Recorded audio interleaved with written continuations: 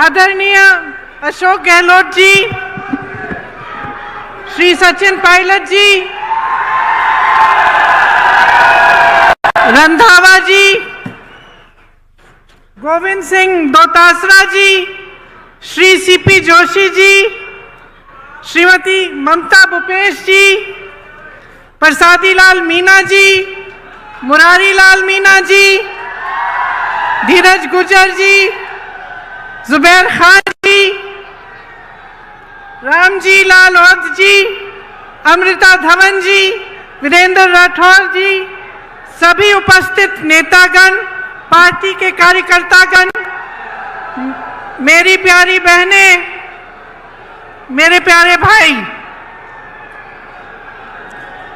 आज मेरे लिए ये बहुत गर्व की बात है कि मैं श्री मेहंदीपुर बालाजी महाराज, पपलाज माता, देवनारायण भगवान जी और मीन भगवान के आशीर्वाद से आपके बीच आई हूं।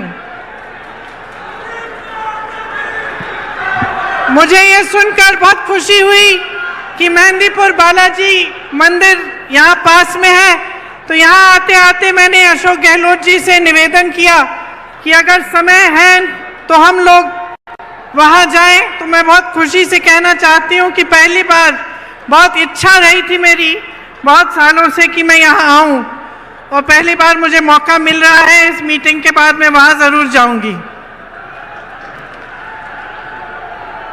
दौसा ने देश को पंडित नवल किशोर शर्मा जी और राजेश पायलट जी जैसे नेता दिए। आज इस धरती पर खड़े होकर उनको नमन करती हूं। ठहरूं कि बोलूं? बोलती रहूं? रुक जाती।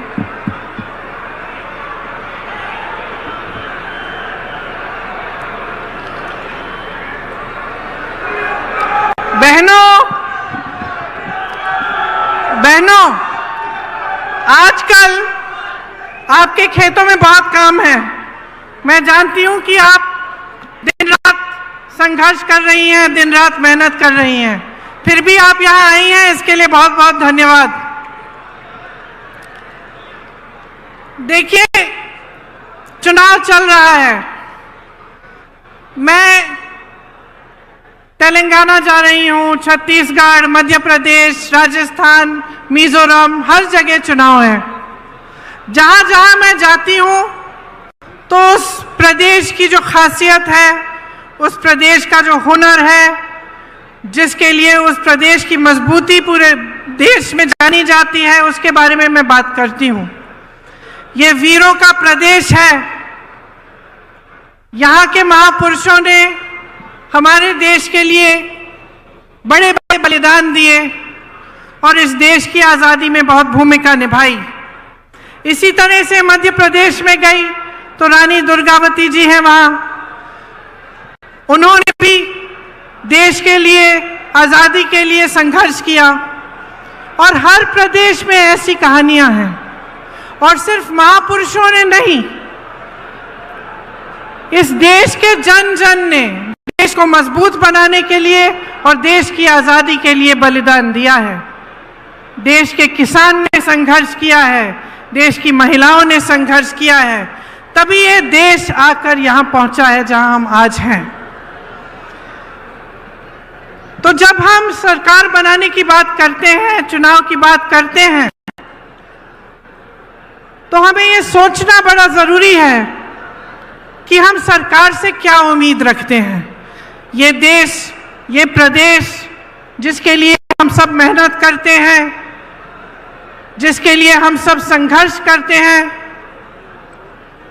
इसकी सरकार हमारे लिए क्या करेगी, ये सोचना बहुत ज़रूरी होता है। आपका जीवन का सफ़र मुश्किल है। मेरी बहनें खेतों में काम करती हैं, घर गृहस्थी को संभालती हैं, बच्चों के परवरिश को देखती हैं। मेरे भाई खेती करते हैं, जो किसान भाई हैं, आपके बच्चे बड़े होकर जवान बनते हैं, सरहद पर देश की सुरक्षा करते हैं। आप इस देश की रीढ़ हैं, इस देश को आपने बनाया है। तो इस जीवन के सफर में जो संघर्ष से भरा हुआ है, मुश्किलों से भरा हुआ है, इस सफर में आप सरकार से क्या उम्मीद रखते हैं? आप सरकार से ये उम्मीद रखते हैं कि आपकी जीवन की जो मुश्किलें हैं उसे कम करने का प्रयास करे। आप सरकार से ये उम्मीद रखते हैं कि आपके जीवन संघर्ष में आपका साथ दे। जब आपदा आए तो आपको राहत मिले। जो खेती का काम आप कर रहे हैं उसमें आपको सुविधा मिले। जो मेरी बहनें बच्चों के परवरिश कर रही हैं उनको मदद मिले, ताकि आपका भविष्य और आपके बच्चों का भविष्य, जिसके लिए आप दिन रात मेहनत करते हैं, वो उज्जवल हो सकता है। यही उम्मीद रखते हैं ना आप? ये उम्मीद रखते हैं आप सरकार से? तो इस उम्मीद को पूरा करने के लिए, सरकार चलाने के लिए, देश को चलाने के लिए एक सोच और एक समझ की जरूरत होती है। असली नेता जो होता है वो वर्तमान और भविष्य की ओर देखता है, अतीत की ओर देखता नहीं है। अतीत का आदर करता है लेकिन बार बार अतीत की बात नहीं दोहराता। वो आगे देखता है कि हम आज जनता को किस तरह मजबूत कर सकते हैं ताकि आगे बढ़कर उनका भविष्य और भी मजबूत बने। तो इस सोच के लिए, समझ के लिए एक तरह का नेता होना चाहिए। जैसे आपने देखा, आपके प्रदेश में कांग्रेस की सरकार है। अब जो सरकार है उसने पूरी तरह से आपका जो ये जीवन सफर है इसमें आपकी मदद करने का प्रयास किया है। और अगर आप पिछले 5 सालों का आप सफर देखें तो आप ये जरूर कह पाएंगे कि राजस्थान की जो कांग्रेस सरकार रही है उसने आपके जीवन सफर को मजबूती दी है और उसको आसान करने की कोशिश की है। जो नेता सचमुच चाहते हैं कि प्रदेश आगे बढ़े, देश आगे बढ़े, वो सिर्फ अपना मान सम्मान और अपने घमंड को नहीं देखते, वो जनता को देखते हैं कि जनता के लिए क्या अच्छा है।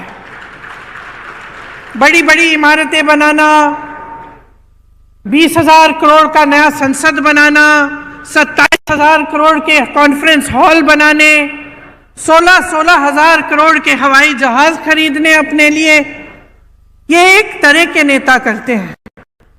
भाजपा के आज नेता जो हैं वो सबसे पहले अपने अहंकार को, अपने मान सम्मान को बढ़ाने के लिए अपने लिए काम कर रहे हैं और अपने उद्योगपति मित्रों के लिए काम कर रहे हैं। आप सोचिए, जब देश के प्रधानमंत्री 8-8 हजार करोड़ के हवाई जहाज खरीद रहे हैं और वही प्रधानमंत्री कहते हैं कि किसानों का कर्ज माफ करने के लिए पैसे नहीं है, 27,000 करोड़ की इमारतें बनी जा रही हैं, वही कहते हैं कि ओपीएस पेंशन के पैसे नहीं हैं, अपने बड़े बड़े उद्योगपति मित्रों को देश की सारी संपत्ति दे चुके हैं। तो आप सोचिए, आपने भरोसा करके दिया, सत्ता दी, आपने खड़ा किया, आपकी उम्मीद थी कि आपके जीवन सफर में वो आपकी मदद करेंगे, आपकी उम्मीद थी कि जो देश की संपत्ति है उसकी हिफाजत करेंगे। लेकिन क्या हुआ? देश की सारी संपत्ति अपने बड़े बड़े उद्योगपति मित्रों को दे दी। जो 6,000 करोड़ की कंपनियां थी, लाखों की कंपनियां थी, उनको कम दाम में बेच दिया। जहां से आपको रोजगार मिल सकता था वो अपने बड़े बड़े उद्योगपति मित्रों को बेचकर प्राइवेट कर दिया। जहां आरक्षण मिलता था वो भी नहीं मिलेगा। तो आपने उम्मीद की लेकिन आपकी उम्मीद को तोड़ा गया। आज ये नौबत आ गई है कि प्रदेश की सरकार महंगाई के राहत कैंप लगा रही है, क्योंकि देश की जो सरकार है, केंद्र की जो सरकार है, उसने इतनी महंगाई बढ़ा दी है कि आप गुजारा नहीं कर पा रहे हैं। तो ये जो नजरिया है इन नेताओं का, जो भाजपा का नजरिया है, उसको आपको समझना पड़ेगा, क्योंकि जब जब चुनाव आता है तो धर्म और जाति की बात करते हैं। धर्म और जाति की ऐसी बात होती है जो आपके दिल में, आपके जज्बातों से जुड़ी होती है। धर्म की सुरक्षा, धर्म को आगे बढ़ाने की बात, इसे कोई हिंदुस्तानी नहीं नकार सकता। ये ऐसी चीज है जिससे हम सबके जज्बात जुड़े हुए हैं। लेकिन आपको ध्यान से समझना पड़ेगा कि ये चुनाव के समय क्यों उठ रही हैं ये बातें, चुनाव के समय ये बातें क्यों करते हैं, और चुनाव के समय आपके विकास की बातें क्यों नहीं की जा रही हैं। चुनाव के समय आपको ये क्यों नहीं बताया जा रहा है कि ये जो ओपीएस पेंशन के पैसे हैं ये आपको क्यों नहीं दे सकते। जब तमाम कांग्रेस की सरकारें प्रदेश के बाद प्रदेश में ओपीएस दे रही हैं तो इनको कौन सी दिक्कत हो रही है, ये सवाल आपको पूछने पड़ेंगे। और आपको अच्छी तरह से समझना पड़ेगा कि ये जो दो तरह की राजनीति है जो आज देश में चल रही हैं, इनमें से आपको कौन सी चुननी है। आपको एक ऐसी राजनीति चुननी है जो सिर्फ आपकी जज्बातों की बात करती है चुनाव के समय, लेकिन आपके काम की बात नहीं कर रही है, या आपको एक ऐसी राजनीति चुननी है जो सुबह से शाम तक आपकी काम की बात करे, जो आपके जीवन की मुश्किलों को दूर करने की बात करे। देखिए, अगर जनता का कल्याण होना है तो ऐसी राजनीति से होगा जो सेवा भाव, करुणा भाव और जनता को सर्वोपरि रखने की राजनीति हो। लालच, महत्वाकांक्षा, अहंकार की राजनीति आपको आगे नहीं बढ़ाएगी।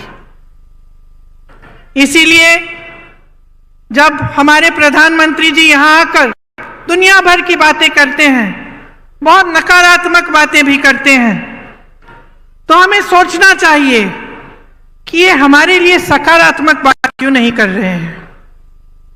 आपने तो देखा ही होगा, मैंने टीवी पे देखा, पता नहीं सच है कि नहीं, देवनारायण जी के मंदिर में शायद गए थे कुछ समय पहले और एक लिफाफा डाला है। अब मैंने टीवी पे देखा कि 6 महीनों बाद वो प्रधानमंत्री जी द्वारा डाला गया लिफाफा खोला जा रहा है। जनता सोच रही है कि भगवान जाने क्या होगा इस लिफाफे में। देश के इतने बड़े नेता प्रधानमंत्री जी आए थे, वो लिफाफा डाल के गए हैं।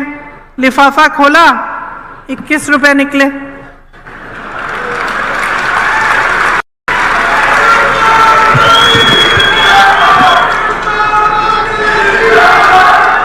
अब आप मुझे बताइए कि एक तरह से यही हो रहा है देश में। घोषणाएं बड़ी बड़ी मंच पर खड़े होकर कैसे कैसे लिफाफे दिखाए जा रहे हैं आपको, और जब आप उन लिफाफों को खोलते हैं, जब चुनाव खत्म हो जाता है और बारी आती है कि काम करके दिखाओ, तो कुछ नहीं होता। तो इस राजनीति से सावधान हो जाइए। ये ईआरसीपी का जो जुमला है जो आपको दिया गया, यही चीज थी। ये सिर्फ एक नहर की परियोजना नहीं थी ये, बल्कि दौसा और आसपास के 12 जिलों के लिए जीवनदायिनी गंगा के समान है। भाजपा के नेता और प्रधानमंत्री जी से सिर्फ जुमलेबाजी होती है इस पर। पहले आए थे तो कहा था ईआरसीपी को राष्ट्रीय परियोजना का दर्जा दिया जाएगा। दिया क्या? दिया? आप आज तक ईआरसीपी के पानी का इंतजार कर रहे हैं कि नहीं? कर रहे हैं ना। अब मैं आपसे एक दूसरी तरह की राजनीति की बात कर रही थी। जिसका नजरिया आगे भविष्य के लिए सोचने का नजरिया होता है। तो आप सोचिए, पंडित जवाहरलाल नेहरू जी ने ऐसी जाल बिछाई थी पूरे देश में परियोजनाओं की, भाखरा नंगल डैम, रिहंद बांध, हीराकुंड, ब्यास, चंबल, गंडक, कोसी, रामगंगा पर देश के 60 से अधिक बड़े बांध की परियोजनाएं बनाई। इंदिरा गांधी नहर सबसे बड़ी नहर जो है, और सैकड़ों छोटी छोटी सिंचाई और जलापूर्ति की परियोजनाएं बनाई गई। उनके बाद इंदिरा जी आई, उन्होंने ये काम आगे बढ़ाया, शास्त्री जी आए, ये काम आगे बढ़ाया। तो जब राजनीति की सोच होती है कि आप भविष्य के लिए काम किया जाएगा, देश के लिए किया जाएगा, तो ऐसे काम होते हैं। खोखली घोषणाएं नहीं होती हैं जिनको पूरा करने का कोई इरादा ही नहीं होता। तो सतर्क किसको रहना पड़ेगा बहनों, बताओ? आपको सतर्क रहना पड़ेगा। आप इतनी मेहनत करती हैं अपने बच्चों को बड़ा करने के लिए, तो इसलिए तो नहीं करती ना कि जितनी भी देश की संपत्ति है जो आपके बच्चों और उनके भविष्य को मजबूत बनाने में जानी चाहिए, वो ये लोग गवा रहे हैं। अब आप बेरोजगारी को देखिए, 45 साल में सबसे अधिक बेरोजगारी आज है। और बेरोजगारी है, फिर भी किस तरह की स्कीम ला रही है ये सरकार। आप पुलिस में हैं, मेरी बातों को सुन रहे हैं, आपकी तरह तमाम नौजवान परिश्रम करते हैं कि वो सेना में भर्ती होंगे। मैंने खुद अपनी आंखों से देखा है। उत्तर प्रदेश में एक बार मैं सुबह 4 बजे गिरफ्तार हो गई थी।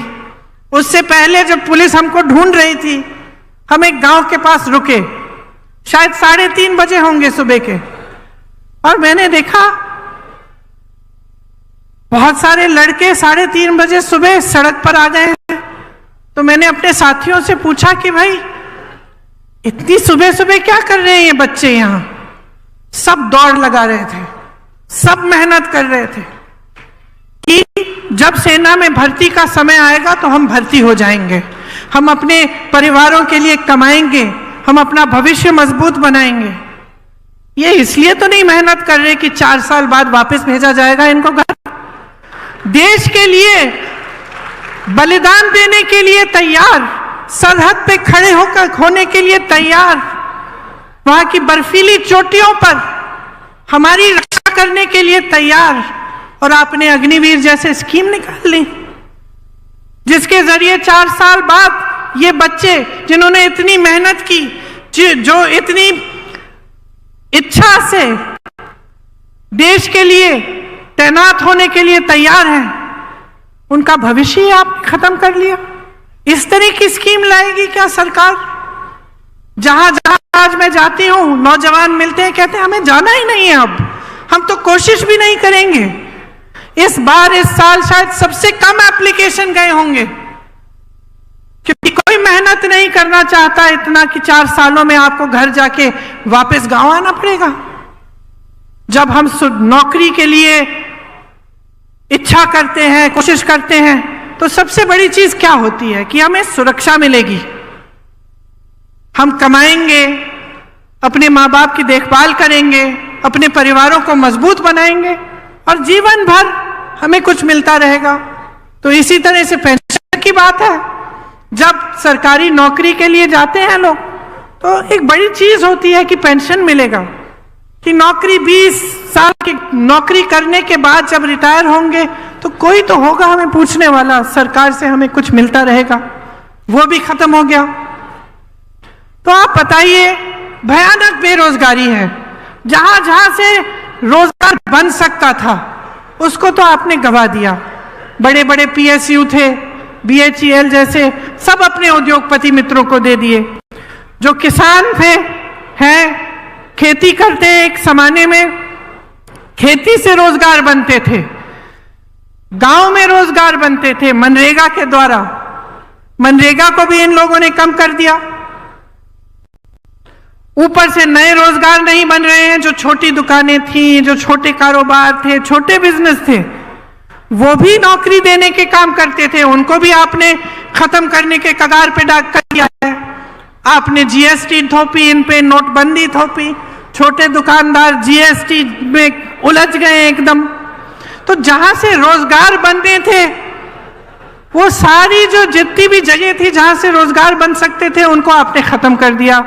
महंगाई आपने ऐसे बढ़ा दी कि मेरी बहनें दुकान जाती हैं कुछ खरीदने के लिए, खाली हाथ वापस आती होंगी, क्योंकि कुछ मिलता नहीं है, कुछ खरीद नहीं पाती है। इतना संघर्ष कर रही है, बच्चों की फीस भरनी होती है, छत में से पानी टपक रहा है उसकी मरम्मत करनी है, या फिर कोई बीमार पड़ता है उसका इलाज करना है। तो टेंशन ही टेंशन होता है कि किस तरह से हम ये कर पाएंगे, क्योंकि कहीं से कमाई नहीं हो रही है। तो अगर ये परिस्थितियां हैं पूरे देश में, और हम प्रदेश की सरकार के द्वारा पूरी कोशिश कर रहे हैं कि इन परिस्थितियों से आपको निकाल पाएं, कि हम आपकी मदद कर पाएं, और अशोक गहलोत जी की सरकार है जिसमें तमाम ऐसी स्कीमें आई हैं जिससे आपकी सहायता होती है और आपको इन संघर्षों का सामना करने की मजबूती मिलती है। जैसे यहाँ पे जो बिजली आपको मिलती है, वो दूसरे प्रदेशों में ऐसे नहीं है। आपने सुना होगा कि प्रधानमंत्री के बड़े उद्योगपति मित्र हैं, अभी हाल ही में ये बात बाहर आई कि इंडोनेशिया से कोयला खरीद के यहाँ लाते हैं, और लाते लाते उसका दाम दुगना बढ़ा देते हैं। तो जो बिजली की बिल आपकी चढ़ती चली जा रही है, वो सारे इन उद्योगपतियों के जेब में जा रहे हैं पैसे। और सरकार को रोकना चाहिए, सरकार को रास्ता दिखाना चाहिए, लेकिन सरकार और इनको मजबूत करने का काम कर रही है और आपके जेब से पैसों को निकाल कर अपने बड़े बड़े उद्योगपति मित्रों को दे रही है। तो जैसे मैंने कहा, अब राजस्थान की हमारी प्रदेश की सरकार है। आप जानते हैं कि महंगाई के राहत कैंप राजस्थान सरकार ने आपके लिए लगाए। किससे बचाने के लिए? उस महंगाई से बचाने के लिए जो केंद्र सरकार की वजह से, जिससे आप जूझ रहे हैं। आप जानते हैं कि राजस्थान प्रदेश में, आपके प्रदेश में जो स्वास्थ्य की योजना है, जो स्वास्थ्य के लिए बीमा आपको 25 लाख का जो मुफ्त का इलाज मिल रहा है, ये किसी और प्रदेश में आज तक नहीं है। पहला प्रदेश है। शायद अभी अभी छत्तीसगढ़ में भी कुछ समय पहले शुरू किया गया है, वो भी कांग्रेस की सरकार है। ग्रामीण क्षेत्रों के लिए 1000 इंदिरा रसोई बनाई गई हैं। ये भी राजस्थान सरकार का काम है। इसमें आपको 8 रुपए पे भरपेट भोजन मिल रहा है। गैस सिलेंडर की जो सब्सिडी है, इसके तहत आपको 500 रुपए में सिलेंडर मिल रहा है, जब भारत सरकार ने इसको 1100 से 1200 रुपए का किया था। मेरी बहनों के लिए इंदिरा गांधी स्मार्टफोन योजना के तहत मुफ्त मोबाइल मिल रहे हैं। 1 करोड़ से ऊपर उपभोक्ताओं का बिजली का बिल शून्य आया है। और ये तब जब मैंने आपको समझाया कि किस तरह से केंद्र की सरकार उन उद्योगपतियों को आगे बढ़ा रही है जो आपके जेब से बिजली का पैसा छीन रहे हैं। राजस्थान में आज मिनिमम इनकम गारंटी एक्ट लागू है। ग्रामीण रोजगार की तर्ज पर शहरों में भी रोजगार गारंटी दी जा रही है। 5 लाख गिग वर्कर्स को कानूनी सुरक्षा दी है। इनको कोई नहीं पूछता, बहनों और भाइयों। जो गांव में रोजगार नहीं मिलता, शहर चले जाते हैं रोजगार ढूंढने के लिए, और शहर में गिग का काम करते हैं। कहीं पे डिलीवरी हो गई, कहीं पे जाके कुछ देना है, ये सारे काम करते हैं। उनको कोई नहीं पूछता, कोई नहीं पूछता कि इनको कितना पैसा दिया जा रहा है, कैसे काम कर रहे हैं। यहाँ राजस्थान की सरकार ने खास इनके लिए भी कानूनी सुरक्षा दी है, ताकि कोई कम पैसे ना दे पाए, कम वेतन ना दे पाए। 309 नए कॉलेज बने हैं। मैं कल परसों तेलंगाना में थी, एक सरकारी यूनिवर्सिटी नहीं बनी वहां 5 सालों में। यहां 309 नए कॉलेज, 9 नई सरकारी यूनिवर्सिटी खोली गई हैं। क्यों? क्योंकि यहां कांग्रेस की सरकार है। जहां दूसरी सरकारें हैं, आपको मालूम है उस प्रदेश में क्या हो रहा है? एक भी सरकारी यूनिवर्सिटी नहीं खोली है, लेकिन प्राइवेट यूनिवर्सिटियां खूब खोली हैं, ताकि जनता को फीस की मार पड़े। और उनको मजबूरन प्राइवेट में जाना पड़े। हर जिले में यहाँ पर अस्पताल और नर्सिंग होम खोले गए हैं। सरकारी नौकरियों में ठेका की प्रथा खत्म हो गई है। 21 लाख किसानों को 14,000 करोड़ कर्ज माफ किए और अन्नपूर्णा फूड पैकेट के माध्यम से आपको गेहूं, दाल, चीनी, तेल, नमक और मसाले मिलते हैं। लेकिन बहनों और भाइयों, ये सब काम भाजपा को पच नहीं रहे हैं, क्योंकि जब हम अपने प्रदेशों में जहां कांग्रेस की सरकार है इस तरह का काम करके दिखाते हैं, तब उन पर मजबूरी होती है कि वो भी अपने प्रदेशों में करें और वो भी ऐसी घोषणाएं करें, और वो ऐसा नहीं करना चाहते। उनकी सारी सरकारें सिर्फ बड़े उद्योगपतियों के लिए चलती हैं, उनमें गरीबों के लिए, मिडिल क्लास के लिए कोई सोच ही नहीं है। उनसे पूछिए, प्रधानमंत्री जी जब यहां आते हैं उनसे पूछिए, वो ये कहते हैं कि आप मेरे नाम पर, मोदी जी के नाम पर आप वोट डालिए। पूछिए, क्या प्रधानमंत्री पद छोड़कर यहां आकर मुख्यमंत्री बनने वाले हैं? क्या उनको अपनी पूरी पार्टी में कोई चेहरा नहीं मिल रहा? पूछिए ना उनसे।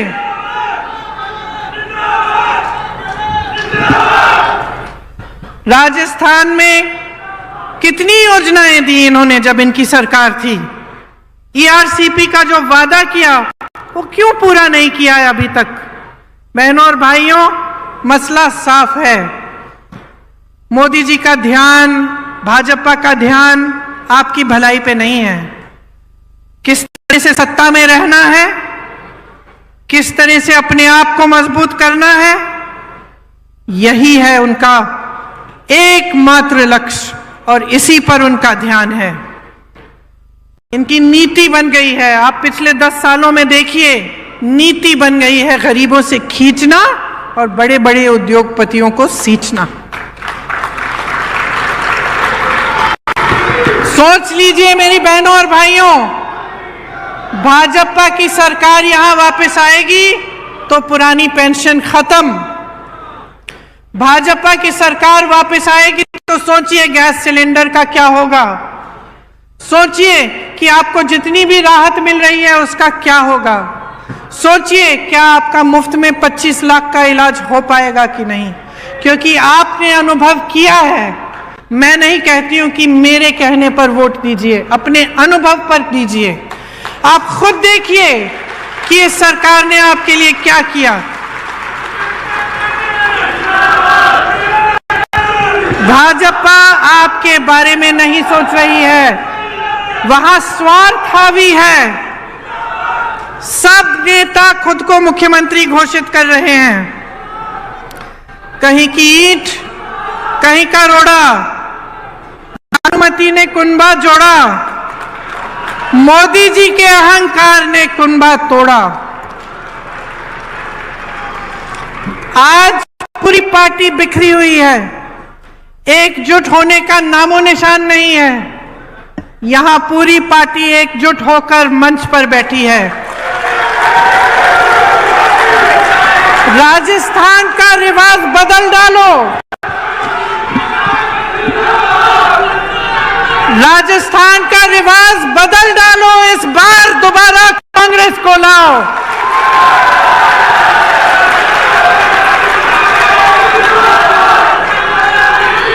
इस बार आंखें खोलकर अपना वोट दो कि आपके लिए कितना काम किया है, आपके लिए कितना संघर्ष किया है, आपके लिए कितनी योजनाएं लाए हैं, और आपके जीवन में तरक्की लाने के लिए जो सरकार दिन रात काम करेगी उस सरकार को अपना वोट दो।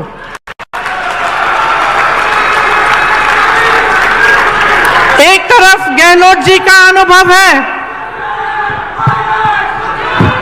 आपके लिए दिन रात एक करने की इच्छा, आपके लिए ऐसी योजनाएं लाने का प्रयास जिससे आपका जीवन सफर सुनहरा हो। दूसरी तरफ सचिन पायलट जी जैसे युवा नेता जो आपके भविष्य की तरफ देखते हुए आपके लिए हर रोज मेहनत करते हैं। ये कांग्रेस पार्टी आपके लिए समर्पित है। ये चाहती है कि राजस्थान मजबूत बने। हम चाहते हैं कि राजस्थान का विकास हो। हम चाहते हैं कि राजस्थान में फिर से 5 सालों के लिए एक ऐसी सरकार बने जो आपकी सरकार हो। इस प्रयास में, इस कोशिश में आप हमारा समर्थन देंगे, आप हमारी सहायता करेंगे तो आप ही का भविष्य उज्जवल होगा। इसलिए आज यहाँ खड़े होकर मैं आपको धन्यवाद देना चाहती हूँ कि आपने बहुत ध्यान से मेरी बातों को सुना और मैं आशा रखती हूँ कि वोट देने के दिन भी आप इन बातों को याद रखेंगे और हमारे हाथ मजबूत करेंगे, कांग्रेस पार्टी की सरकार दोबारा बनाएंगे। जय हिंद, जय हिंद, जय हिंद। बहुत बहुत धन्यवाद प्रियंका जी। प्रियंका जी यहाँ से मेहंदीपुर बालाजी मंदिर जाएंगी।